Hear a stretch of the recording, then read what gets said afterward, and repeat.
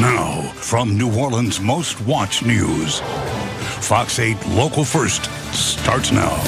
A criminal complaint says Michael Legnon was headed to New Orleans with an assault rifle and body armor. Good evening, I'm John Snell. And I'm Meg Gatto. Now investigators are learning about what brought the former Marine to this point. Legal documents connect the suspect with members of the Turtle Island Liberation Front. Investigators say the organization is an anti-capitalist, anti-government movement. The complaint includes images from the group's Instagram page showing anti-ICE messaging. The FBI is also connecting him with a group of people in California arrested for allegedly planning to bomb Los Angeles on New Year's Eve. Gabby Hillett spoke with a former federal agent about how agents handle investigations like this. A social media post saying it was, quote, time to recreate a historic massacre. A video with tactical gear and the caption, just in case, and offers to train radical group members for combat. All evidence, the FBI says, that ex-soldier and former New Iberia police officer Michael Legnon committed a federal crime. It's very significant that Michael Legnon was stopped.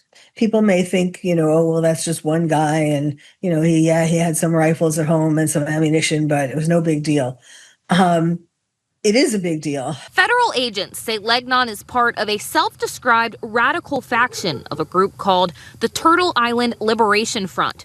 Records show agents arrested Legnon on Highway 90 on the way to New Orleans Friday with tactical gear in his vehicle and booked him with threats in interstate commerce. They point to his threat to, quote, recreate Waco, Texas on ICE agents as the reason for the charge. It's extremely valuable that people speak up if they get communications where someone or a group of people is threatening to harm other human beings. Former Secret Service agent Donald Lane explains the importance of informants in cases like this. These are individuals who are willing to give up information regarding criminal acts that other people generally are either planning on perpetrating or have perpetrated. He says based on the information in court records, the FBI likely received a tip, which led them to investigate Legnon's online communications and begin wiretapping efforts. What they would do is reach out, to the company that runs the site itself. They would work with security personnel all legally within the company to get those communications. Lane says federal authorities likely prevented further violence by arresting Legnon.